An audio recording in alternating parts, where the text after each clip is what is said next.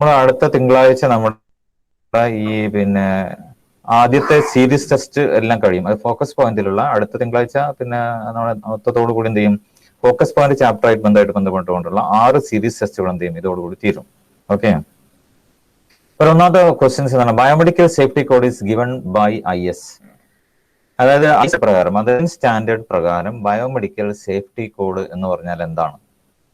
Indian standard പ്രകാരം biomedical safety code?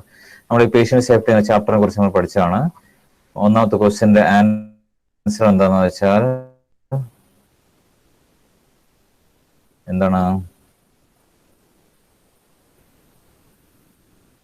Yes, Indian standard പ്രകാരമുള്ള medical equipment safety code എന്ന് പറഞ്ഞാൽ IS 8607 ആണ്.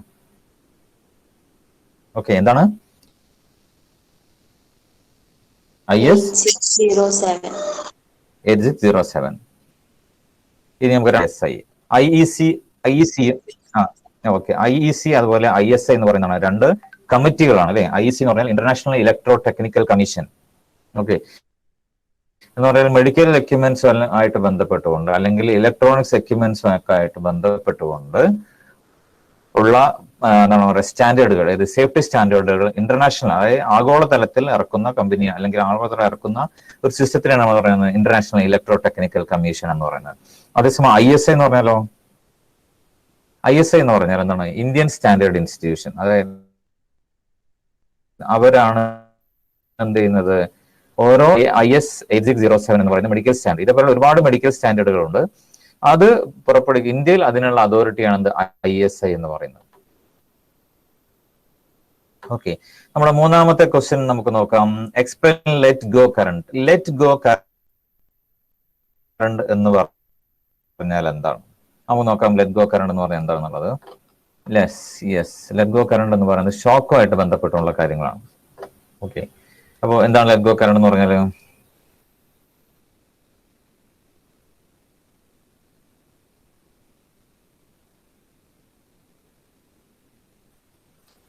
സ്ക്രീൻ കാണുന്നുണ്ടോ? ഓക്കെ, എന്താ ലെറ്റ് ഗോ കറണ്ട് എന്ന് പറഞ്ഞാൽ? The maximum level of current that can be tolerated by a person without ഓരോ ക്വസ്റ്റ്യനും നമുക്ക് ഒരു ക്വസ്റ്റ്യൻ പോലും ഇതിന് ഒഴിവാക്കാനില്ല. പരീക്ഷയ്ക്ക് എല്ലാ ക്വസ്റ്റ്യനും പരീക്ഷയ്ക്ക് വരും. Okay, the maximum level of current that can be tolerated by a person എന്ന് പറഞ്ഞാൽ എന്താണ്? ഒരു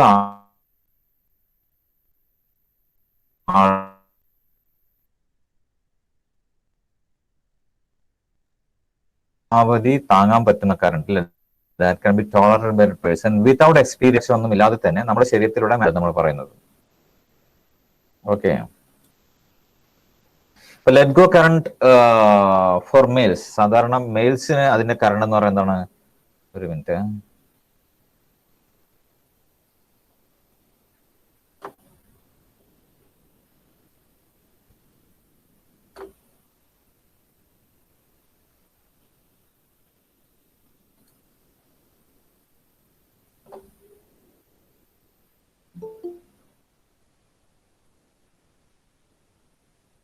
ഓക്കെ, സാധാരണ അതിന്റെ മെയിൽ ഫോർ മെയിൽസ് എന്ന് പറയുന്നത് എത്രയാണ്? 60 മില്ലി ആംപിയർ കറണ്ട് ആണ് സാധാരണ ഫോർ മെയിൽസ്. ആൻഡ് എത്രയാണ് ഫോർ ഫീമെയിൽസ്? എത്ര? 10.5 മില്ലി ആംപിയർ ആണ് സാധാരണ ലെറ്റ് ഗോ കറണ്ട് എന്ന് പറയുന്നത്. ഓക്കെ, അപ്പം ഈ ലെറ്റ് ഗോ കറണ്ട് നമ്മുടെ ശരീരത്തിൽ പോയാൽ എന്താണ് സംഭവിക്കുക? When the current becomes greater than the let go current, let go കറണ്ടിനേക്കാളും മുകളിലായിട്ടുള്ള ഒരു കറണ്ട് നമ്മുടെ ശരീരത്തിലൂടെ പോയാൽ എന്ത് സംഭവിക്കും? The person loses over his muscle movement. Person എന്ത് സംഭവിക്കും? അവരുടെ പിന്നെ മസിൽ മൂവ്മെന്റ്സിന്റെ അതായത് നമ്മുടെ ശരീരത്തിലുള്ള കൺട്രോൾ എന്ത് നഷ്ടപ്പെടും. Okay, and is not able to release his grip from the current carrying conductor. ഏതെങ്കിലും കറണ്ടിന്റെ മുകളിലൊക്കെ പിടിച്ച് നമ്മൾ നിൽക്കുകയാണെന്നുണ്ടെങ്കിൽ എന്തായിരിക്കും? ഈ ലെറ്റ് ഗോ കറണ്ടിന്റെ മുകളിൽ ഉള്ള ഒരു കറണ്ട് എന്ന് പറഞ്ഞാൽ 20 മില്ലി ആംപിയർ അല്ലെങ്കിൽ 16 മില്ലി ആംപിയർ കറണ്ടിന്റെ മുകളിൽ നമ്മുടെ ശരീരത്തിലൂടെ കടന്നു പോയാൽ സംഭവിക്കും? നമ്മുടെ ശരീരം എന്ത് ചെയ്യും? അൺവാണ്ടഡ് ആയിട്ട് ഷിവർ ചെയ്യാൻ തുടങ്ങും. അതുപോലെ അൺവാണ്ടഡ് മസിൽ കോൺട്രാക്ഷൻ ഉണ്ടാവും. അതുപോലെ തന്നെ എന്ത് ചെയ്യും? നമ്മൾ എവിടെയാണോ നമ്മൾ പിടിച്ചിരിക്കുന്നത് അവിടെ നമ്മൾ ഒട്ടിപ്പിടിച്ച മാതിരിയായിപ്പം അല്ലെ. അത് അവിടെ നിന്ന് നമുക്ക് എന്ത് ചെയ്യാൻ പറ്റില്ല? നമ്മുടെ കൈ റിലീസ് ചെയ്യാൻ പറ്റത്തില്ല. Okay, this level of current is called hold on type current. ഏത് ലെവൽ ഓഫ് കറണ്ട് ആണ്? 20 മില്ലി ആംബിയറിൽ മുകളിൽ പോയി കഴിഞ്ഞാൽ അത് നമ്മൾ പറയുന്ന പേര് ഹോൾഡ് ഓൺ ടൈപ്പ് എന്ന് പറഞ്ഞാൽ അവിടെ നമ്മൾ പിടിച്ചു പോകുന്ന കറണ്ടാണ്. ഓക്കെ, അപ്പൊ ലെറ്റ് ഗോ കറണ്ട് നമുക്ക് എക്സ്പ്ലെയിൻ ചെയ്യാൻ പറ്റുന്ന ഇതാണ് the maximum level of current that can be tolerated by a person without experience muscle contraction is called let go current. ഇത്രയും എഴുതിയതിനു ശേഷം മെയിൽസിന് കറണ്ട് 60 മില്ലി ആംബിയർ ആണ്, ഫീമെയിൽസിന് 10.5 മില്ലി ആംബിയർ ആണെന്ന് നമ്മൾ എഴുതാം. ഓക്കെ, അത്രയാണ് അതിന് വേണ്ടത്. ഇനി എന്താണ് നമുക്ക് വേണ്ടത്? അടുത്ത ക്വസ്റ്റ്യൻ നോക്കാം. Write a short notes on the importance of patient safety. Patient സേഫ്റ്റിയെ സംബന്ധിച്ചിടത്തോളം എന്ത് ചെയ്യുക, അതിന്റെ ഒരു എന്തുകൊണ്ടാണ് ഒരു ഹോസ്പിറ്റലിൽ പേഷ്യന്റ് സേഫ്റ്റി വളരെ ഇമ്പോർട്ടന്റ് ആവുന്നത് എന്നുള്ളതാണ് നമുക്കിവിടെ പറയാനുള്ളത്. അപ്പൊ അതാണ് ചോദ്യം, അത് 3 മാർക്കിന്റെ ചോദ്യമാണ്. നമുക്ക് നോക്കാം പേഷ്യന്റ് സേഫ്റ്റി എന്തുകൊണ്ടാണ് ഇമ്പോർട്ടന്റ് ആവുന്നത്. യെസ്, ഇവിടെ ഇമ്പോർട്ടൻസ് ഓഫ് പേഷ്യന്റ് സേഫ്റ്റി നമുക്ക് ഇവിടെ കാണാം. ഓക്കെ,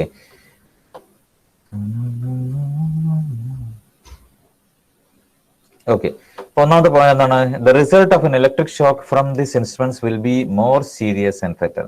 ഇപ്പോ ഓക്കെ, അപ്പൊ നമ്മൾ പറയാം, പിന്നെ നമ്മൾ സാധാരണ ഒരുപാട് മെഡിക്കൽ എക്യുപ്മെന്റ്സ് എന്ത് ചെയ്യുന്നുണ്ട് നമ്മുടെ ഹോസ്പിറ്റലിൽ ഉപയോഗിക്കുന്നുണ്ട്.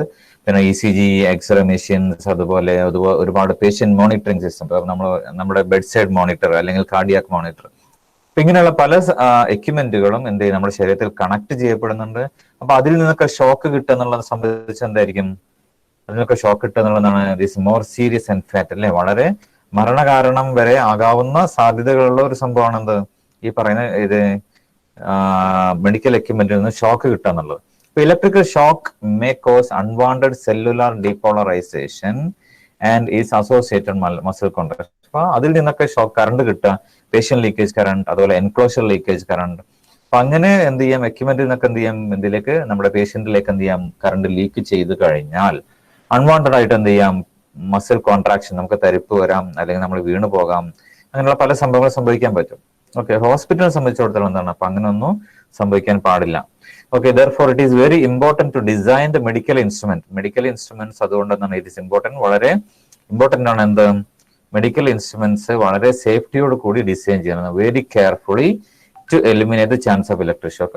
ഒരു മെഡിക്കൽ എക്യുപ്മെന്റിൽ നിന്ന് യാതൊരു തരത്തിലും ഇലക്ട്രിക് ഷോക്കും എന്ത് ചെയ്യാൻ പാടില്ല, ഒരു പേഷ്യന്റിന് കിട്ടാൻ പാടില്ല. അപ്പൊ അത്തരത്തിൽ വളരെ ശ്രദ്ധാപൂർവമായിരിക്കണം മെഡിക്കൽ എക്യുപ്മെന്റ് ഡിസൈൻ ചെയ്തിരിക്കുന്നത്. Okay, a safety instruments are now available in the market, which helps to ensure maximum safety for the patients and the staff operating with the different medical equipments in the hospital. അപ്പം ഇവിടെ സാധാരണ എന്ത് വെച്ചാൽ ഓരോ medical എക്യുപ്മെന്റ്സിന്റെയും ആ equipments safe ആണോ, അതിന്റെ temperature, അതിന്റെ പവർ സപ്ലൈ, അതിന്റെ ലീക്കേജ് കറണ്ടുകൾ, അതിന്റെ എൻക്ലോഷർ ലീക്കേജ് കറണ്ട്, അതിന്റെ പേഷ്യൻ ലീക്കേജ് കറണ്ട്, അതുപോലെ അതിന്റെ എർത്ത് റെസിസ്റ്റൻസ്, ഇതെല്ലാം തന്നെ സേഫ് ആണോ എന്ന് അനലൈസ് ചെയ്യാൻ വേണ്ടി, അതായത് ഇത്തരം മെഡിക്കൽ എക്യുപ്മെന്റുകൾ അനലൈസ് ചെയ്യാൻ വേണ്ടി മറ്റു ചില എക്യുപ്മെന്റുകൾ, സേഫ്റ്റി അനലൈസേഴ്സ് എന്ന് പറയുന്ന തരത്തിലുള്ള എക്യുപ്മെന്റുകൾ തന്നെയുണ്ട്. നമ്മുടെ ഫീൽഡിൽ ഉപയോഗിക്കുന്ന മെഡിക്കൽ എക്യുപ്മെന്റ്സ് ആയിട്ടുള്ള ECG, എക്സ്റേ മെഷീൻ, അതുപോലെ ബെഡ് സൈഡ് മോണിറ്റർ, അതുപോലെ ഒരുപാട് പേഷ്യന്റ് മോണിറ്ററിംഗ് സിസ്റ്റംസ് ഓപ്പറേഷൻ തിയേറ്ററിലൊക്കെ ഒരുപാട് സാധനങ്ങൾ ഉപയോഗിക്കുന്നുണ്ട്.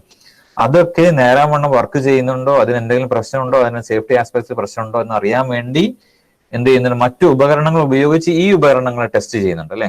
അത്തരം ഉപകരണങ്ങൾ നമ്മൾ പറഞ്ഞ പേരാണ് സേഫ്റ്റി അനലൈസേഴ്സ്. അപ്പൊ ഇതൊക്കെയാണ് ഇതിന്റെ ഇമ്പോർട്ടൻസ് ഓഫ് പേഷ്യന്റ് സേഫ്റ്റി എന്ന് നമ്മൾ പറയുന്നത്.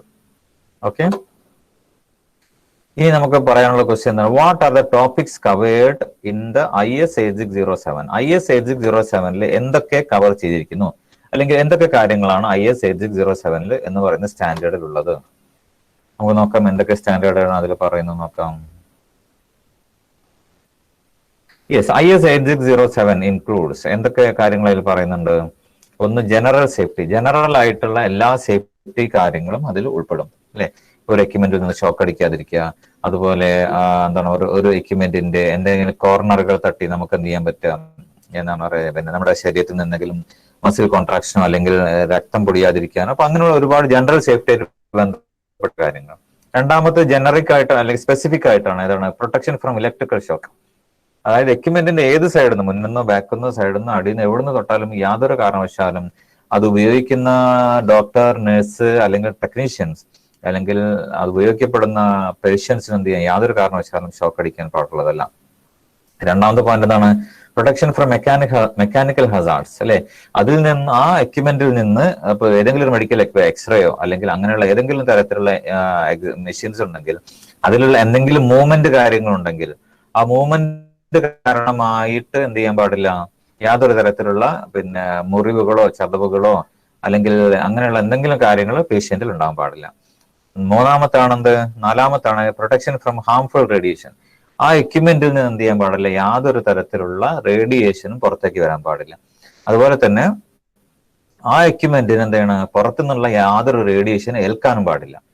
അടുത്തതാണ് പ്രൊട്ടക്ഷൻ ഫ്രം എക്സ്പ്ലോഷൻ. ആ എക്യുപ്മെന്റ് എന്ത് ചെയ്യാൻ പാടില്ല, യാതൊരു തരത്തിലുള്ള എക്സ്പ്ലോഷൻ എന്ന് പറഞ്ഞാൽ പൊട്ടിത്തെറിക്കാനോ അല്ലെങ്കിൽ അതുപോലുള്ള കാര്യങ്ങളൊന്നും ആ എക്യുപ്മെന്റിൽ നിന്നും ഉണ്ടാകാൻ പാടില്ല. കാരണം എന്തെങ്കിലും കാരണം ഓവർലോഡ് ആയിട്ടോ അല്ലെങ്കിൽ ഒരു വർഷം മുഴുവൻ ഉപയോഗിച്ചാലും എന്ത് ചെയ്യാൻ പാടില്ല, അതിലുള്ള എന്തെങ്കിലും കമ്പോണന്റ് ചൂടായിട്ട് എക്യുപ്മെന്റ് പൊട്ടിത്തെറിക്കാൻ പാടുള്ളതല്ല.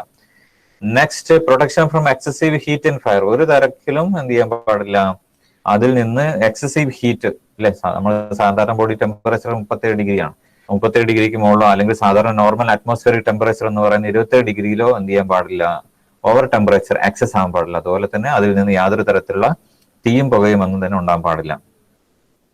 അതുപോലെ ഉള്ള ഒരു പോയിന്റാണ് construction of the equipments construct ചെയ്യുമ്പോൾ എന്തായിരിക്കണം, ഒരു എർഗണോമിക് ഡിസൈൻ ആയിരിക്കണം അല്ലെ, അല്ലെങ്കിൽ എന്താണ് പരിസ്ഥിതിയുമായി വളരെയധികം പിന്നെ ചെയ്യുന്ന തരത്തിൽ അല്ലെങ്കിൽ എന്താണ് പറയാ പരിസ്ഥിതി സൗഹൃദമായിട്ടുള്ള ഒരു എക്യുപ്മെന്റ് ഡിസൈൻ ആയിരിക്കണം. അതുപോലെ പേഷ്യന്റ് സൗഹൃദമായിട്ടുള്ള അല്ലെങ്കിൽ യൂസർ ഫ്രണ്ട്ലി ആയിട്ടുള്ള ഒരു കൺസ്ട്രക്ഷൻ ആയിരിക്കണം അത്തരം മെഡിക്കൽ എക്യുപ്മെന്റുകൾക്ക് കൊടുക്കാൻ. അതുപോലെ തന്നെ ബിഹേവിയർ ആൻഡ് റിലയബിലിറ്റി. അപ്പൊ ഇത്രയും കാര്യങ്ങളൊക്കെ ചെയ്തു കഴിഞ്ഞാൽ എന്ത് സംഭവിക്കും, ആ എക്യുപ്മെന്റിന്റെ റിലയബിലിറ്റി അല്ലെങ്കിൽ ക്വാളിറ്റി എന്ത് ചെയ്യും, തീർച്ചയായും എന്ത് ചെയ്യും, ഇംപ്രൂവ് ചെയ്യും. അപ്പോൾ ക്വാളിറ്റി ഉള്ള ഇംപ്രൂവ് ഉള്ള ടെസ്റ്റഡ് ഓക്കെ ആയിട്ടുള്ള എക്യുപ്മെന്റുകൾ ആയിരിക്കണം എന്ത് ചെയ്യുന്നുണ്ട് ഒരു ഹോസ്പിറ്റലിൽ ഉപയോഗിക്കണം. അപ്പൊ ഇത്രയും കാര്യങ്ങളാണ് എന്ത് ചെയ്യുന്നത് ഒരു 8607 എന്ന് പറയുന്ന IS മെഡിക്കൽ സ്റ്റാൻഡേർഡിൽ ഉള്ളത്. Okay, next discuss precaution to avoid electric shock. Electric ഷോക്കുകൾ ഒഴിവാക്കാനുള്ള മെത്തേഡ്സുകൾ എന്തൊക്കെ, ചിലപ്പോൾ ഇങ്ങനെ കാര്യം ചോദിക്കുക, എങ്ങനെയാണ് നിങ്ങൾ ഒരു ലാബിൽ വർക്ക് ചെയ്യുകയാണ്, അപ്പൊ ലാബില് ഇലക്ട്രിക് ഷോക്ക് പിന്നെ അവോയ്ഡ് ചെയ്യാൻ വേണ്ടി നിങ്ങളോടൊരു ചാർട്ട് പ്രിപ്പയർ ചെയ്യാൻ വേണ്ടി പറഞ്ഞു. ആ ചാർട്ട് അങ്ങനെയാണെങ്കിൽ ആ ചാർട്ട് പ്രിപ്പയർ ചെയ്യുക, അങ്ങനെ ആയിരിക്കും പറയാം. അപ്പം ഇലക്ട്രിക് ഷോക്ക് ഹാസാർഡ്സ് അവോയ്ഡ് ചെയ്യാനുള്ള പ്രധാനപ്പെട്ട 5 പോയിന്റുകൾ മിനിമം നിങ്ങൾ എന്ത് ചെയ്യണം, ആ ഒരു പിന്നെ കാര്യത്തിൽ നിങ്ങൾ എഴുതണം. Okay, discuss precaution to avoid electric shock. ഒരു മിനിറ്റ്.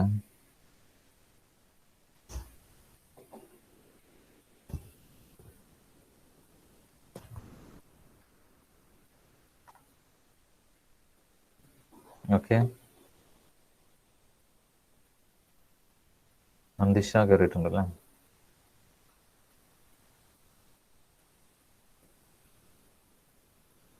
ഓക്കെ, അപ്പൊ നമ്മളോട് ചോദിച്ചിരിക്കുന്നത് ഇലക്ട്രിക് ഹസാർഡ്സ് ഒഴിവാക്കാനുള്ള മെത്തേഡ്സുകൾ എന്തൊക്കെയാണെന്നല്ല നമ്മൾ ചോദിച്ചിരിക്കുന്നത്. Okay, grounding yes precaution to minimise electric shock. Electric shock ഒഴിവാക്കാനുള്ള മെത്തേഡുകൾ എന്തൊക്കെയാണെന്നുള്ളതാണ്. മിനിമം 5 പോയിന്റുകളെങ്കിലും നമ്മൾ പരീക്ഷയ്ക്ക് എഴുതാം. കാരണം 5 മാർക്ക് 4 മാർക്കിനൊക്കെയാണ് ചോദിക്കുക.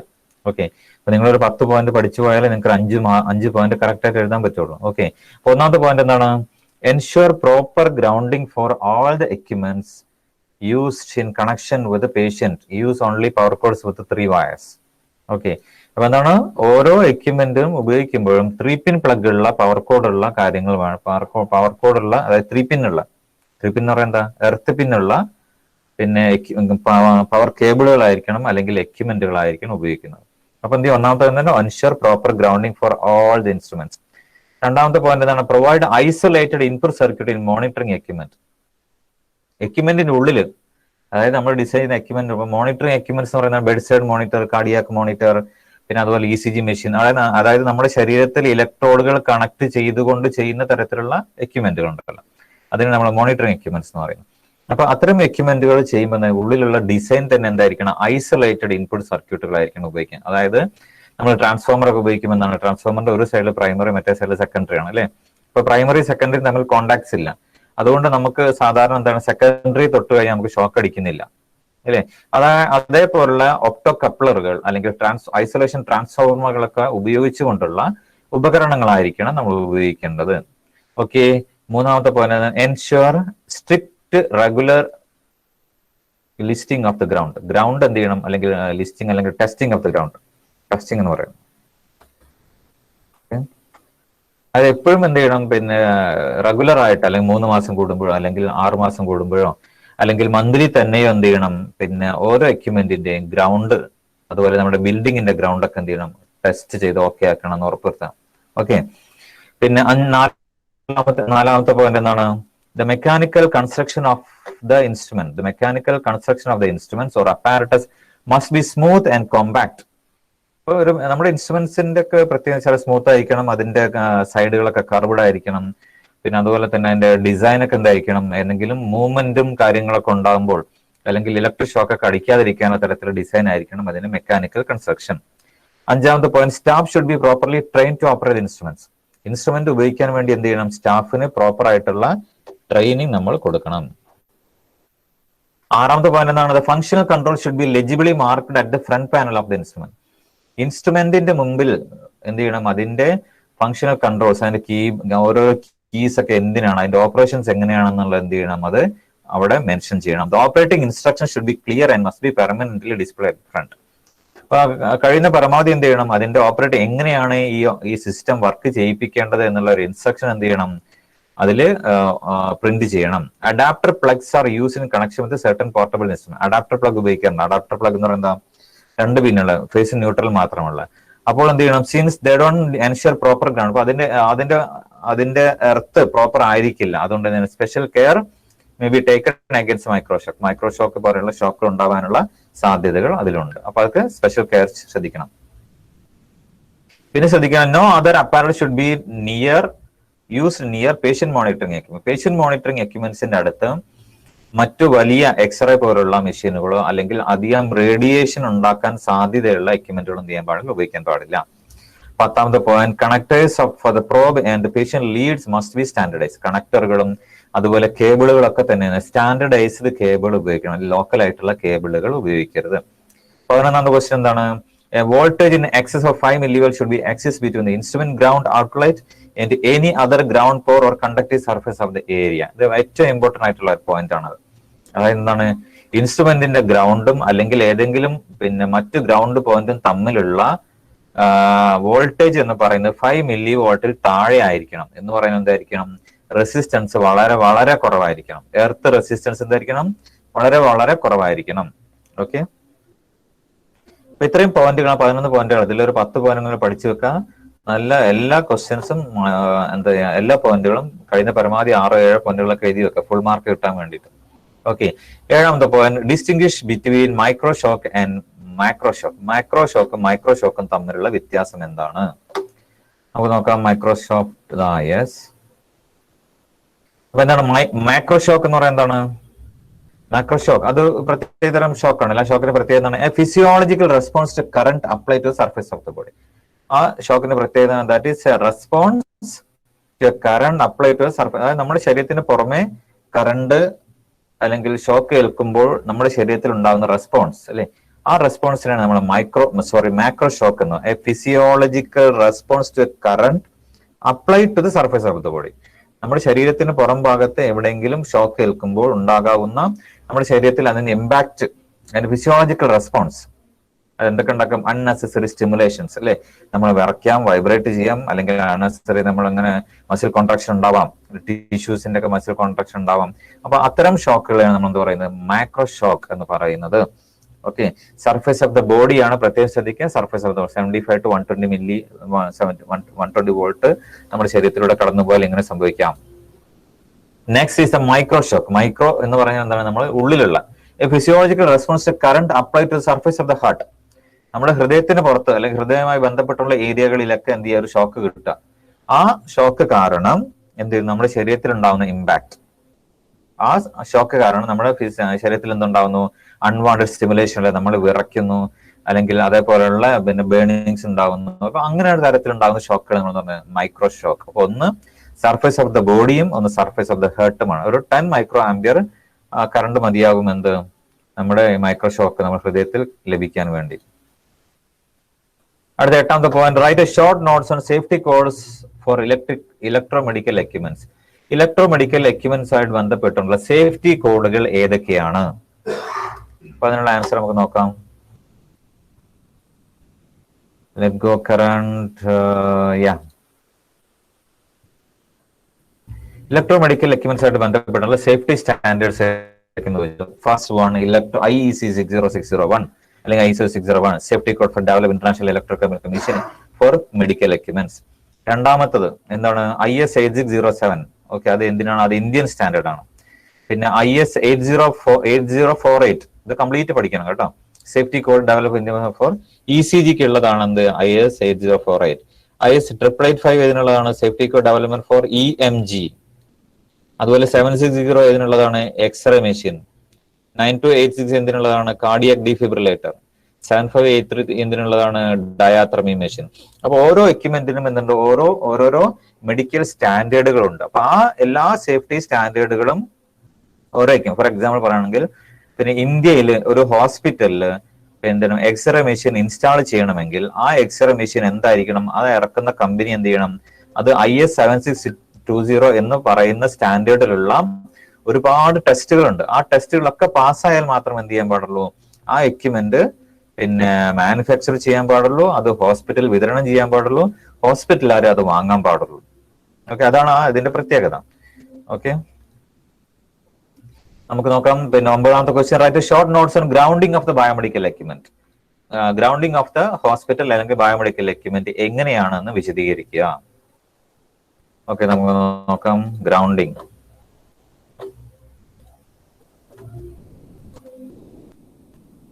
ഓക്കെ, ഗ്രൗണ്ടിങ് ആയിട്ട് ബന്ധപ്പെട്ട് പറയാനുള്ളത് ഈ ചിത്രം നിങ്ങൾ കഴിയുന്ന പരമാവധി വരയ്ക്കാൻ ശ്രമിക്കുക. കാരണം 5 മാർക്കിനൊക്കെയാണ് ഇത് ചോദിക്കുക. അപ്പൊ ഈ ഒരു ചിത്രം നിങ്ങൾ വരയ്ക്കണം. ചിത്രത്തിൽ പ്രധാനമായും പറയുന്ന കാര്യങ്ങൾ എത്ര കാര്യങ്ങൾ, കുറഞ്ഞ കാര്യങ്ങൾ പറയുന്നുള്ളൂ. നമുക്ക് വേണം ജസ്റ്റ് ഒന്ന് അനലൈസ് ചെയ്ത് നോക്കാം. ഓക്കെ, ഇവിടെ ഒരു പേഷ്യന്റ് ബെഡ് ഉണ്ടല്ലേ? അതാ ഇവിടെ പേഷ്യന്റ് ബെഡ് ഇവിടെ കാണുന്നത്. അതിന്റെ തൊട്ടടുത്ത് തന്നെ എന്തുണ്ട്? ആ പേഷ്യന്റ് ബെഡ് ഒരു കണക്ടർ വഴി, ഒരു കണക്ടർ കേബിൾ വഴി എന്ത് ചെയ്യുന്നു? Patient equipment grounding point. Okay, ഇതൊരു വാർഡാണ്. ഇതേപോലെ ഈ വാർഡിൽ നിന്നുകൊണ്ട് പല ബെഡുകളും ഇവിടെ ഉണ്ടാവും. ഓരോ ബെഡിൽ നിന്നും ഇതേപോലെ എന്ത് ചെയ്യും? കണക്ടർ കേബിൾ എന്ത് ചെയ്തിട്ടുണ്ടാവും? ഇതേപോലെ പേഷ്യന്റ് എക്യുപ്മെന്റ് ഗ്രൗണ്ടിങ് പോയിന്റിലേക്ക് വന്നിട്ടുണ്ടാവും. ഓക്കെ, അതേപോലെ എന്തുണ്ട്? അവിടെ ഈ റിസപ്റ്റക്കിൾസും പ്ലഗ് പോയിന്റുകളാണ്. ഇതൊക്കെ പ്ലഗ് പോയിന്റുകളാണ്. ഈ പ്ലഗ് പോയിന്റിൽ എന്ത് ചെയ്യും? നമ്മൾ ബെഡ് സൈഡ് മോണിറ്റർ അല്ലെങ്കിൽ അതേപോലെയുള്ള എക്യുപ്മെന്റുകൾ എന്ത് ചെയ്യും? നമ്മൾ കണക്ട് ചെയ്യും. അപ്പൊ അതും എന്ത് ചെയ്യും? അതെന്ത് ചെയ്യും? അതിന്റെ ഗ്രൗണ്ട് എന്ത് ചെയ്യും? ഇതേപോലെ പേഷ്യന്റിന്റെ ഈ ഗ്രൗണ്ടിലേക്ക് വരും. ഓക്കെ, അപ്പൊ ഇങ്ങനെ ഒരു വാർഡിൽ നിന്നുള്ള ഈ പേഷ്യന്റ് എക്യുപ്മെന്റ് ഗ്രൗണ്ടിൽ നിന്ന് ഇതേപോലെ എന്ത് ചെയ്ത് അവിടെ വരും അല്ലെ? Reference grounding point. Reference grounding point എന്ന് പറയുന്ന ഒരു ബിൽഡിങ്ങിൽ എന്ത് ചെയ്യും? ഒരുപാട് വാർഡുകൾ ഉണ്ടാവും അല്ലെ? ഓപ്പറേഷൻ തിയേറ്റർ ഉണ്ടാവും, അങ്ങനെ ICU തന്നെ പല വാർഡുകളും, ജനറൽ വാർഡുകൾ ഒരുപാടുണ്ടാവും. അപ്പൊ ഓരോ വാർഡിൽ നിന്നും എന്ത് ചെയ്യും? ഇതേപോലുള്ള ലൈനുകൾ എന്ത് ചെയ്യും? റഫറൻസ് ഗ്രൗണ്ടിങ് പോയിന്റിലേക്ക് വരും. ഓക്കെ, ആ റഫറൻസ് ഗ്രൗണ്ടിങ് പോയിന്റിൽ നിന്ന് എന്ത് ചെയ്യും? നമ്മുടെ ബിൽഡിങ്ങിന്റെ ഗ്രൗണ്ടിലേക്ക് പോകും. നമുക്കറിയാം നമ്മുടെ ബിൽഡിങ്ങിന്റെ ഗ്രൗണ്ട് എന്ന് പറയുന്നത് എന്താ? നമ്മുടെ വീട്ടിലൊക്കെ അറിയാം, നമ്മുടെ മെയിൻ സ്വിച്ചിന് തൊട്ടടുത്തായി വലിയൊരു കോപ്പർ കേബിള്, നല്ല കട്ടിയുള്ള ഒരു കോപ്പർ കമ്പി എന്ത് ചെയ്തിട്ടുണ്ടാവും? ഗ്രൗണ്ടിലേക്ക് കുഴിച്ചിട്ടിട്ടുണ്ടാവും. അതിനാണ് നമ്മൾ എന്താ പറയുക? ബിൽഡിംഗ് ഗ്രൗണ്ട് എന്ന് പറയുന്നത്. അപ്പൊ അങ്ങനെ എന്ത് ചെയ്യും? ഇങ്ങനെ എന്ത് ചെയ്യും? ഓരോ വാർഡിൽ നിന്നും ഈ റഫറൻസ് ഗ്രൗണ്ടിങ് പോയിന്റിലേക്ക് വരും. അപ്പൊ ചിലപ്പം 5 വാർഡോ 10 വാർഡോ 20 വാർഡുണ്ട്. 20 വാർഡിൽ നിന്നും ഇതേപോലുള്ള ലൈനുകൾ ഇവിടെ വരും. കോപ്പർ കേബിളുകളാണ് ഇവിടെ വരുന്നത്. ആ ഒരു പോയിന്റിൽ നിന്ന് എന്ത് ചെയ്യും? നമ്മുടെ ബിൽഡിങ്ങിന്റെ ഗ്രൗണ്ടിലേക്ക് പോകും. അപ്പൊ എന്ത് ചെയ്യും? ഗ്രൗണ്ട് എല്ലാം തന്നെ പ്രോപ്പർ ആയ ഏറ്റവും താഴെയുള്ള ബിൽഡിങ്ങിന്റെ ഗ്രൗണ്ടിൽ നിന്ന് എന്ത് ചെയ്യും? ഓരോ വാർഡിലേക്കുമുള്ള ഗ്രൗണ്ട് പോയിന്റ് എന്ത് ചെയ്യും? കറക്റ്റ് ആവും. ഓരോ പേഷ്യന്റിന്റെ ബെഡിലേക്കും അതിൽ കണക്ട് ഈ ഓരോ പ്ലഗിലും കണക്ട് ചെയ്തിരിക്കുന്ന എക്യുപ്മെന്റിലേക്കും, ബെഡ് സൈഡ് മോണിറ്റർ അല്ലെങ്കിൽ ഡിഫിബ്രിലേറ്റർ എക്യുപ്മെന്റിലൊക്കെ എന്ത് ചെയ്യും? ഗ്രൗണ്ട് പ്രോപ്പർ ആയിട്ട് വർക്ക് ചെയ്യും. ഇത്രയാണ് ഗ്രൗണ്ടായിട്ട് ബന്ധപ്പെട്ട് പറയാനുള്ളത്. അപ്പൊ ഇതിലെന്താണ് ഗ്രൗണ്ടിങ് സിസ്റ്റം? ഇതിന്റെ എക്സ്പ്ലനേഷൻ പറയുമ്പോൾ പറയണം, a grounding system protect the പേഷ്യന്റിനെ സംരക്ഷിക്കുന്നു by keeping all conductive surfaces and receptacles grounds the patient's environment at the same potential. അപ്പം പേഷ്യന്റ് കിടക്കുന്ന ടേബിളും അതുപോലെ ഗ്രൗണ്ട് ടെർമിനലുകളും അതുപോലെ തന്നെ എന്താണ് എല്ലാ കണ്ടക്റ്റീവ് സർഫസുകളും, മെറ്റൽ സർഫസുകൾ, അതായത് ഇപ്പൊ എക്സ്റേ മെഷീനോ അല്ലെങ്കിൽ പിന്നെ നമ്മുടെ പേഷ്യന്റ് ബെഡോ അല്ലെങ്കിൽ ഏത് എക്യുപ്മെന്റ് ഉപയോഗിക്കുകയാണെങ്കിലും അതിന് പുറമെ ചിലപ്പോൾ മെറ്റാലിക് ബോഡി ഉള്ളതുണ്ടാവും. അതൊക്കെ നമ്മൾ കണ്ടക്റ്റീവ് സർഫേസസ് എന്ന് നമ്മൾ പറയുന്നത്. അപ്പൊ അതിന്റെ ഒക്കെ എന്താണ്? അതൊക്കെ തന്നെ എന്ത് ചെയ്യാണ്? ഗ്രൗണ്ട് ചെയ്തിരിക്കുകയാണ് ഈ ഒരു ഗ്രൗണ്ടിങ് മെത്തേഡിലൂടെ. It also protect the patient from ground fault at other location. മറ്റു ലൊക്കേഷനുകളിലെ ഗ്രൗണ്ട് ഫോൾട്ടുകളിൽ നിന്ന് തന്നെ എല്ലാം അത് എന്ത് ചെയ്യും? നമ്മുടെ പേഷ്യന്റിനെ അത് സംരക്ഷിക്കും. The grounding system has A patient equipment grounding point. നമ്മൾ നേരത്തെ കണ്ടു, ഒരു പേഷ്യന്റ് എക്യുപ്മെന്റ് ഗ്രൗണ്ടിങ് പോയിന്റ് എന്ന പോയിന്റ് ഉണ്ട്, ഓരോ വാർഡിലും ഉണ്ടാവും. ആ വാർഡിൽ നിന്നുകൊണ്ട് എന്ത് ചെയ്യും? അത് റഫറൻസ് ഗ്രൗണ്ടിങ് പോയിന്റിലേക്ക് വരും. പല വാർഡുകളിൽ നിന്ന് എന്ത് ചെയ്യും? റഫറൻസ് ഗ്രൗണ്ടിലേക്ക് പോയിന്റ് വരും. ഓക്കെ, എന്നിട്ട് എന്ത് ചെയ്യും, ഒരു ഫൈനൽ പോയിന്റിലേക്ക് എന്ത് ചെയ്യും, അതുപോലെ ബിൽഡിങ്ങിന്റെ ഗ്രൗണ്ടിലേക്കാണ് അവിടെ നിന്ന് പോകുന്നത്. The patient equipment grounding point is connected individually to all receptacles ground. Patient equipment grounding point എന്ന് പറയുന്നത് ഒരു വാർഡിലുള്ള ഗ്രൗണ്ടിങ് പോയിന്റ്. അത് എവിടെയൊക്കെ കണക്ട് ചെയ്യും? ഇൻഡിവിജ്വലി ടു ആൾ റിസെപ്റ്റക്കിൾസ്. റിസെപ്റ്റക്കിൾസ് എന്ന പ്ലഗ് പോയിന്റ്, എല്ലാ പ്ലഗ് പോയിന്റിലെയും എർത്ത് ടെർമിനലിലേക്ക് അത് കണക്ഷൻ വരും. മെറ്റൽ ബെഡുകൾ വരും, മെറ്റൽ ഡോറിലേക്ക് വരും, ആൻഡ് വിൻഡോ ഫ്രെയിംസിലേക്ക് വരെ വരണം. വിൻഡോ എന്ന് പറഞ്ഞാൽ ചുമരിന്റെ ഉള്ളിലുള്ള വിൻഡോ ഇല്ല, ജനവാതിൽ, അതിലേക്ക് വരെ എന്ത് ചെയ്യണം, ഈ എർത്ത് കണക്ഷൻ വരണം. വാട്ടർ പൈപ്സ്, അതായത് പി വി സി അല്ലാത്ത മെറ്റൽ പൈപ്പുകൾ അതിലേക്ക് വരണം.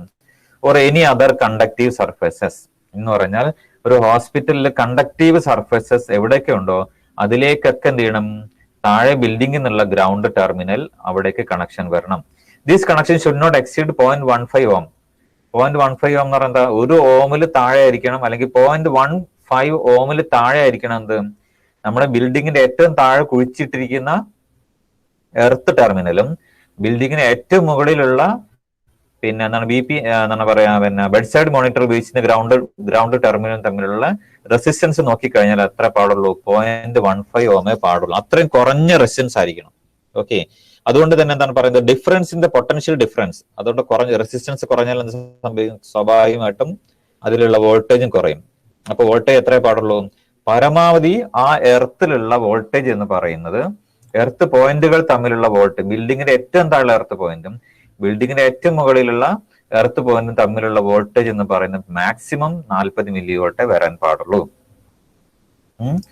അതുപോലെ ഇനി last point, each patient equipment grounding point, ഓരോ വാർഡിലുമുള്ള patient equipment grounding point must be connected individually to the reference grounding point. Reference ഗ്രൗണ്ടിലേക്ക് എന്ത് ചെയ്യും, അത് കണക്ട് ചെയ്യും. That is in turn connected to the building service ground. Okay, അപ്പൊ എന്ത് ചെയ്യണം, ഇപ്പൊ 3 സ്റ്റെപ്പാണല്ലോ. ഒന്ന് പേഷ്യന്റ് എക്യുപ്മെന്റ്, ഓരോ വാർഡിൽ നിന്നുള്ള പേഷ്യന്റ് എക്യുപ്മെന്റ് ഗ്രൗണ്ടും എന്ത് ചെയ്യും, ഒരു റഫറൻസ് ഗ്രൗണ്ടിങ് പോയിന്റിലേക്ക് വരും. ബിൽഡിങ്ങിന്റെ പുറത്ത് എവിടെയെങ്കിലും നമ്മൾ ഇൻസ്റ്റാൾ ചെയ്തിരിക്കുന്ന ഒരു റഫറൻസ് ഗ്രൗണ്ടിങ് പോയിന്റിലേക്ക് എന്ത് ചെയ്യും, ഓരോ വാർഡിൽ നിന്നുള്ള കണക്ഷൻ വരും. ആ റഫറൻസ് ഗ്രൗണ്ടിൽ നിന്ന് ഒരൊറ്റ കേബിൾ അല്ലെങ്കിൽ ഒരു നല്ല കോപ്പർ കട്ടിയുള്ള കേബിളോ അല്ലെങ്കിൽ പ്ലേറ്റോ എന്ത് ചെയ്യുന്നു, നമ്മുടെ ബിൽഡിങ്ങിന്റെ ഗ്രൗണ്ടിലേക്ക് പോകുന്നു. ഇത്രയാണ് ഗ്രൗണ്ടിങ് ഓഫ് എക്യുപ്മെന്റ്സ് ആയിട്ട് ബന്ധപ്പെട്ട് പറയുന്നത്. ഇതിലുള്ള എല്ലാ പോയിന്റുകളും തന്നെ എന്ത് ചെയ്യും, നമ്മൾ പഠിക്കണം. Last question, explain the physiological effects of the current in the human being. Human ബീയിങ്ങിൽ ഉള്ള ഫിസിയോളജിക്കൽ എഫക്ട്സ്, അതായത് ഒരു ഷോക്ക്, നമ്മുടെ ശരീരത്തിലുള്ള കറണ്ട്, വ്യത്യസ്ത റേഞ്ചിലുള്ള കറണ്ട് കടന്നു പോകുമ്പോൾ നമ്മുടെ ശരീരത്തിൽ ഉണ്ടാവുന്ന ഇമ്പാക്റ്റുകൾ എന്തൊക്കെയാണ്, അതാണ് ഇതിന്റെ ചോദ്യം. ഓക്കെ, അപ്പൊ അതിന് നമ്മൾ ഏറ്റവും ആദ്യം നമ്മളൊരു പോയിന്റ് പഠിച്ചിട്ടുണ്ട്.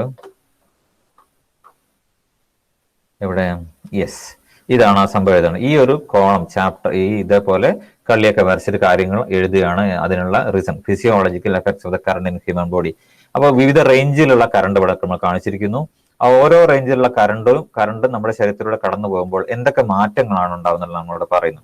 അപ്പോൾ 1 മില്ലി ആംപിയർ കറണ്ട് നമ്മുടെ ശരീരത്തിലൂടെ കടന്നു പോകുമ്പോൾ എന്ത് സംഭവിക്കും, A tingling sensation, threshold perception, അല്ലെ? ടിംഗ്ലിംഗ് എന്ന് പറയുന്നത് ഇക്ലി പോലത്തുള്ള അല്ലെങ്കിൽ ഒരു ചെറിയ തരിപ്പ് പോലെ നമ്മുടെ ശരീരത്തിലൂടെ കടന്നു പോകുന്നതായിട്ട് നമുക്ക് തോന്നും. ഓക്കെ, പിന്നെ ഇനി 5 മില്ലി ആംപിയർ കറണ്ടാണ് നമ്മുടെ ശരീരത്തിലൂടെ കടന്നു പോകുമ്പോഴോ, 5 മില്ലി ആംപിയർ കറണ്ട് നമ്മുടെ ശരീരത്തിലൂടെ കടന്നു പോകുമ്പോൾ എന്തായിരിക്കും, slight shock felt, not a painful but disturbing. ഒരു ചെറിയ ഷോക്ക് കിട്ടുന്നതായിട്ട് നമുക്ക് ഫീൽ ചെയ്യും. നമുക്ക് വേദന ഒന്നും ഉണ്ടാവില്ല, ബട്ട് എന്താണ് ഒരു നമ്മൾ സാധാരണ ഒരു ടിംഗ്ലിംഗ് സെൻസേഷന്റെ ഒരു അപ്പർ ലിമിറ്റ്, അല്ലെ? നമ്മുടെ ശരീരത്തിലൂടെ എന്തൊന്ന് കടന്നു പോയ പോലെ ഒരു ഡിസ്റ്റർബിങ് ആയിട്ടുള്ള ഒരു ഫീൽ നമുക്ക് ഉണ്ടാവും. ഇനി 6 മുതൽ 20 മില്ലി ആംപിയർ കറണ്ടാണ് കടന്നു പോകുന്നെങ്കിലോ, 6 മുതൽ 20 മില്ലി ആംപിയർ എന്ന് പറയുന്നത് എന്താണ്, ലെറ്റ് ഗോ റേഞ്ച് ആണ്, അല്ലെ? നമുക്കൊരു എന്ത് ചെയ്യും, നമുക്ക് അത്യാവശ്യം ഒരു പെയിൻഫുൾ ആയിട്ട് ഒരു ഷോക്ക് ഫീൽ ചെയ്യാനുള്ള സാധ്യതയുണ്ട്. പക്ഷെ അപ്പോഴും നമ്മൾ എന്താണ്, നമ്മൾ കോൺഷ്യസ് ആണ്, നമുക്ക് ബോധമുണ്ട്, നമുക്ക് ബോധം നഷ്ടപ്പെട്ടിട്ടില്ല ഏതിൽ, ലെറ്റ് ഗോ റേഞ്ചിലും. ഇനി 20 മില്ലി ആംപിയർ കൂടുതൽ കറണ്ട് നമ്മുടെ ശരീരത്തിൽ കടന്നു പോയാൽ, ഫോർ എക്സാമ്പിൾ 50 മില്ലി ആംപിയർ കറണ്ടാണ് നമ്മുടെ ശരീരത്തിൽ കടന്നു പോകുന്നതെങ്കിൽ എന്തായിരിക്കും, we will get extreme pain, നമുക്ക് നല്ല പെയിൻ ഉണ്ടാവും. റെസ്പിറേറ്ററി അറസ്റ്റ് എന്ന് പറയുന്നത് നമ്മുടെ ശ്വാസ തടസ്സം ഉണ്ടാവാനുള്ള സാധ്യത ഉണ്ട്. അതുപോലെ സിവിയർ മസ്കുലർ കോൺട്രാക്ഷൻ, നമ്മുടെ ശരീരം എന്ത് ചെയ്യും, കിടന്ന് വിറയ്ക്കാൻ തുടങ്ങും. മസിൽസ് ഒക്കെ എന്ത് ചെയ്യും, പിന്നെ കോൺട്രാക്ട് ചെയ്ത് നമ്മളിങ്ങനെ അൺവാണ്ടഡ് സിറ്റുവേഷനിലേക്ക് പോകാനുള്ള സാധ്യത ഉണ്ട്. ഇനി നമ്മൾ 100 milli ampere current, 100 milli ampere കറണ്ടാണ് നമ്മുടെ ശരീരത്തിലൂടെ കടന്നു പോകുന്നതെങ്കിൽ, അല്ലെങ്കിൽ അപ് ടു 100 മില്ലി ആംപിയർ കറണ്ടാണ് നമ്മുടെ ശരീരത്തിൽ കടന്നു പോകുന്നെങ്കിൽ വെൻട്രിക്കുലാർ ഫിബ്രിലേഷൻ എന്ന് പറയുന്നത് ഹേർട്ട് എന്ത് ചെയ്യും, അബ്നോർമൽ ആയിട്ട് കോൺട്രാക്ട് ചെയ്യും. നമ്മുടെ ഹൃദയം എന്ത് ചെയ്യും, അബ്നോർമൽ ആയിട്ട് കോൺട്രാക്ട് ചെയ്യും. അപ്പോൾ എന്ത് സംഭവിക്കും? സ്വാഭാവികമായിട്ടുള്ള ബ്ലഡ് സർക്കുലേഷൻ ഇല്ലാതെ വരും, നമ്മൾ അബോധാവസ്ഥയിൽ പോകും, നമ്മൾ മരിക്കാനുള്ള സാധ്യതകളൊക്കെ വരാനുള്ള സാധ്യതയുണ്ട്. ഇനി അറൌണ്ട് ഒരു അപ് ടു 5 മില്ലി ആംബിയർ, അതായത് 100 മില്ലി ആംബിയർ മുതൽ ഒരു 5 ആംബിയർ വരെ കറണ്ട് നമ്മുടെ ശരീരത്തിലൂടെ കടന്നു പോയാൽ, അതായത് ഹൈ കറണ്ട് നമ്മുടെ ശരീരത്തിലൂടെ എന്തെങ്കിലും കാരണവശാൽ കടന്നു പോയാൽ നമ്മുടെ ശരീരത്തിൽ പൊള്ളലേൽക്കാനുള്ള സാധ്യതകളുണ്ട്. അതുപോലെ സസ്റ്റൈൻ മയോകാർഡിയൽ കോൺട്രാക്ഷൻ, പിന്നെ നമ്മുടെ മയോകാർഡിയൽ കോൺട്രാക്ഷൻ, ഹാർട്ടിന്റെ കോൺട്രാക്ഷൻ അബ്നോർമൽ ആവാനുള്ള, ഫിബ്രിലേഷൻ സംഭവിക്കാനുള്ള, അല്ലെങ്കിൽ അത് എന്താണ് പറയാ, പിന്നെ ഹാർട്ടിന്റെ കോൺട്രാക്ഷൻ തന്നെ നിന്നു പോകാനുള്ള തന്നെ സാധ്യത ഉണ്ട്. റെസ്പിറേറ്ററി പാരാലിസിസ് എന്ന് ഉദ്ദേശിക്കുന്നത് നമ്മുടെ ശ്വാസ തടസ്സം പൂർണ്ണമായി സംഭവിക്കും. ആൻഡ് പ്രോബബിൾ ഡെത്ത്, മിക്കവാറും മരണത്തിലേക്ക് എന്ത് ചെയ്യും, അത് നയിക്കും. അപ്പൊ ഇത്രയും കാര്യങ്ങളാണ് എന്തുള്ളത്, physiological effects of current in human body എന്നുള്ള കാര്യത്തിൽ നമുക്ക് പഠിക്കാനുള്ളത്. ഓക്കെ, അപ്പൊ ഈ ചാപ്റ്ററിൽ വരാവുന്ന 10 ക്വസ്റ്റ്യനുകളാണ് ഇത്. ഇതിൽ നിന്ന് ഒന്നുപോലും നമുക്ക് ഒഴിവാക്കാനില്ല. നിങ്ങൾ നോട്ട്സിൽ എന്തൊക്കെ എഴുതിയിട്ടുണ്ടോ ആ എല്ലാ കാര്യങ്ങളും എന്ത് ചെയ്യുന്നുണ്ട്, അതിലുണ്ട്. ഓക്കെ, അപ്പൊ ഇത്രയുമാണ് ഇന്നത്തെ ചാപ്റ്ററുമായിട്ട് നമുക്ക് ബന്ധപ്പെട്ട് പറയാനുള്ളത്. ഇനി ഞാൻ നിങ്ങൾക്ക് ഒരു കാര്യം ചെയ്യാം. നിങ്ങൾക്ക് നമ്മുടെ ഇതിപ്പോ നിങ്ങൾ എന്റെ ഗൂഗിൾ മീറ്റ് നിങ്ങൾ കാണുന്നു, ഗൂഗിൾ ക്ലാസ് നിങ്ങൾ കാണുന്നില്ലേ? കാണുന്നുണ്ടോ? കാണുന്നുണ്ട്. ഓക്കെ, അപ്പൊ ഇതില് ഇത് നമ്മുടെ ക്ലാസ് വർക്കാണ്. അപ്പൊ ഇതിലുള്ള ഓരോ കാര്യങ്ങളും ഡിപ്പാർട്ട്മെന്റ് നമുക്ക് തന്നിട്ടുള്ള വീഡിയോ, ഞാൻ നിങ്ങൾക്ക് എടുത്തിട്ടുള്ള നോട്ട്സുകൾ, അതുപോലെ തന്നെ ഫുൾ നോട്ട്സ് നിങ്ങൾക്ക് എന്ത് ചെയ്യും, അതിൽ ഈ ഓപ്പറേഷൻ തിയേറ്ററുമായി ബന്ധപ്പെട്ടുള്ള ഫുൾ നോട്ട്സ് അതിലുണ്ട്. ഓക്കെ, ഇനി രണ്ടാമത്തെ ചാപ്റ്റർ, ഇത് നിങ്ങൾ ഈ 5 ചാപ്റ്റർ ഫോക്കസ് പോയിന്റുള്ള 5 ചാപ്റ്റർ നിങ്ങൾ നന്നായി എന്ത് ചെയ്യണം, ഈ ക്ലാസ് വർക്കിലൂടെ പോയി കാണണം എന്ന് നിങ്ങൾക്ക് വളരെ എളുപ്പമാകും. ഓക്കെ, ഇതിപ്പോ ഓപ്പറേഷൻ തിയേറ്ററായിട്ട് ബന്ധപ്പെട്ടുണ്ടെങ്കിൽ സ്കൂളിൽ നിന്ന് നമ്മൾ ഉണ്ടാക്കിയിട്ടൊരു വീഡിയോ ഉണ്ടോ, അതിന്റെ ലിങ്ക് ഇവിടെ നിങ്ങൾക്ക് കാണാം. പിന്നെ അതുപോലെ അതുമായിട്ട് ബന്ധപ്പെട്ടുള്ള ക്വസ്റ്റ്യനുകൾ, ഓക്കെ, ഓരോ ചാപ്റ്ററുമായി ബന്ധപ്പെട്ട ക്വസ്റ്റ്യനുകൾ നിങ്ങൾക്ക് ഇവിടെ കാണാം. പിന്നെ അതുപോലെ തന്നെ നിങ്ങളുടെ നോട്ട്സ് എഴുതിയിട്ടുണ്ടായിരുന്നല്ലോ, ആ നോട്ട്സ് ഞാൻ നിങ്ങൾക്ക് വിശദീകരിച്ച് തരുന്ന നോട്ട്സിന്റെ ഡിസ്കഷൻ, ഇത്രയും കാര്യങ്ങളാണ് ഇതിലുള്ളത്. ഓരോ ചാപ്റ്ററിലും അതുണ്ട്. അപ്പൊ അറ്റ്ലീസ്റ്റ് നിങ്ങൾ ഫോക്കസ് പോയിന്റിലുള്ള എല്ലാ ചാപ്റ്ററുകളും നിങ്ങൾ നോക്കണം. അടുത്ത രണ്ടാമത്തെ ഫോക്കസ് പോയിന്റ് ചാപ്റ്റർ ആണെന്ത്, സെൻട്രൽ സ്റ്റെറൈൽ സപ്ലൈ ഡിപ്പാർട്ട്മെന്റ് എന്ന ചാപ്റ്റർ ആണ്. പിന്നെ അതിൽ വരുന്നുണ്ട് ഫുൾ നോട്ട്സ്. നോട്ട്സ് ഒന്നും നിങ്ങൾക്ക് എന്ത് ചെയ്യില്ല, ഒരു നഷ്ടം ഉണ്ടാവില്ല. ഇതിൽ ഞാൻ എല്ലാ നോട്ട്സിലും എഴുതി വെച്ചിട്ടുണ്ട്. അതിൽ ഡിപ്പാർട്ട്മെന്റ് തന്നിരിക്കുന്ന വീഡിയോ, 2 ഡിപ്പാർട്ട്മെന്റ് വീഡിയോ ആണുള്ളത്. സ്കൂളിൽ നിന്ന് നമ്മൾ ഉണ്ടാക്കിയിരിക്കുന്ന വീഡിയോ, അതിന്റെ ഓരോ പാർട്ട് 1 ഉണ്ടോ, ഓരോരോ പാർട്ടായിട്ട് എന്ത് ചെയ്യും നിങ്ങൾക്ക് തന്നിട്ടുണ്ട്. പിന്നെ നോട്ട്സായിട്ട് ബന്ധപ്പെട്ടിട്ടുണ്ട്, എല്ലാ നോട്ട്സിന്റെയും വീഡിയോ ഡിസ്കഷൻ അതുണ്ട്. പിന്നെ ഇതുമായിട്ട് ബന്ധപ്പെട്ടുള്ള എല്ലാ ക്വസ്റ്റ്യൻസും അതിലുണ്ട്. ഇതേപോലെ എന്താണ് മൂന്നാമത്തെ ചാപ്റ്റർ ആയിട്ടുള്ള central medical gas distribution system, department തന്ന വീഡിയോ ഉണ്ട്, ക്വസ്റ്റ്യൻസ് ഉണ്ട്, അത് ഫുൾ നോട്ട്സ് ഉണ്ട്. അതുപോലെ സ്കൂളിൽ നിന്ന് നിങ്ങൾക്ക് പ്രത്യേകം തയ്യാറാക്കിയ വീഡിയോസ് ഉണ്ട്. അതുപോലെ നോട്ട്സിന്റെ ഡിസ്കഷൻ വീഡിയോസ് ഉണ്ട്. ഓക്കെ, അപ്പൊ ഈ യൂണിറ്റ് 4 എന്തില്ല, ഫോക്കസ് പോയിന്റ് അല്ല. അതുപോലെ ഡയാലിസിസ് എക്യുപ്മെന്റ് ഫോക്കസ് പോയിന്റ് ഉള്ള ചാപ്റ്റർ ആണ് 5ാമത്തെ ചാപ്റ്റർ. അതിലും ഇതേപോലെ ക്വസ്റ്റ്യൻസ് ഉണ്ട്. പിന്നെ ഡിപ്പാർട്ട്മെന്റും സ്കൂളുകൾ തന്ന വീഡിയോസ് ഉണ്ട്, ഡിസ്കഷൻ നോട്ട്സ് ഉണ്ട്, ക്വസ്റ്റ്യൻസ് ഉണ്ട്, ഈ ചാപ്റ്ററിൽ വരാവുന്ന ക്വസ്റ്റ്യൻസ് ഉണ്ട്. പിന്നെ നോട്ട്സ് ഉണ്ട്, ഇതുമായിട്ട് ബന്ധപ്പെട്ട എല്ലാ നോട്ട്സും, ഡയാലിസിസ് ആയിട്ട് നിങ്ങൾക്ക് തന്നിട്ടുള്ള നോട്ട്സ്, ഏതെങ്കിലും നോട്ട്സ് വിട്ടുപോയാലും എഴുതാൻ വേണ്ടിയിട്ട്. പിന്നെ ഫോക്കസ് പോയിന്റ് ആയിട്ട് ആ മോഡിലൊന്നും വരുന്നില്ല. പിന്നെ ഫോക്കസ് പോയിന്റ് ആയിട്ട് റേഡിയോഗ്രാഫിയിലാണ് ഫോക്കസ് പോയിന്റ് വരുന്നത്. ഓക്കെ, അതിൽ ഇതേപോലെ തന്നെ നോട്ട്സ് എല്ലാ കാര്യങ്ങളും പിന്നെ അതിലുണ്ട്. പിന്നെ എല്ലാ കാര്യങ്ങളും വളരെ വ്യക്തമായും നിങ്ങൾക്ക് ഓരോന്ന് കിട്ടുന്ന രൂപത്തിൽ ക്ലാസ് വീഡിയോ ഉണ്ടോ, ക്ലാസ്സിൽ ഇതായിട്ട് ബന്ധപ്പെട്ട വീഡിയോ ഉണ്ട്, ക്ലാസ് നോട്ട്സ് ഉണ്ട്. ഓക്കെ, അപ്പൊ ഇതുമായിട്ട് ബന്ധപ്പെട്ട എല്ലാ സാധനങ്ങളും അതിലുണ്ട്. പിന്നെ മൂന്നാമത്തെ അടുത്ത ഫോക്കസ് പോയിന്റ് എന്നുള്ള ഏതാണ്, പിന്നെ പേഷ്യന്റ് സേഫ്റ്റിയാണ്. പേഷ്യന്റ് സേഫ്റ്റി ബന്ധപ്പെട്ട നോട്ട്സ്, പിന്നെ അതുപോലെ ഇതിന്റെ തന്നെ നോട്ട്സിന്റെ വീഡിയോ ആയിരിക്കും. ഇത് നോട്ട്സ് ആണ് തന്നിട്ടുള്ളത്, ഓരോരോ നോട്ട്സ് ആയിട്ട് തന്നിട്ടുണ്ട്. പിന്നെ സേഫ്റ്റി സ്റ്റാൻഡേർഡ്സ്, പിന്നെ ഇത് പിന്നെ നമ്മൾ അവിടുന്ന് ക്ലാസ് എടുത്താണ് അല്ലെ, നമ്മൾ സ്കൂളിൽ നിന്ന് ക്ലാസ് എടുത്താണ് ഇത്, അതുകൊണ്ടാണ് അതിന് വീഡിയോ ഇല്ലാത്തത്. ഓക്കെ, എന്തായാലും ഇതേപോലെ നിങ്ങൾക്ക് എല്ലാ സാധനങ്ങളും നിങ്ങളുടെ വിരൽത്തുമ്പിൽ കിട്ടുന്ന രൂപത്തിൽ ഞാൻ നിങ്ങൾക്ക് സെറ്റ് ചെയ്ത് വെച്ചിട്ടുണ്ട്. നിങ്ങൾ എല്ലാവരും അത് നല്ല രൂപത്തിൽ പഠിക്കുക എന്നുള്ളതാണ് നിങ്ങൾ ചെയ്യാനുള്ളത്. നിങ്ങൾക്ക് എല്ലാ വിധത്തിലും നിങ്ങളെ സഹായിക്കാൻ വേണ്ടിയിട്ടാണ് ഇതുപോലുള്ള കാര്യങ്ങളൊക്കെ ചെയ്തു വെച്ചിട്ടുണ്ട്.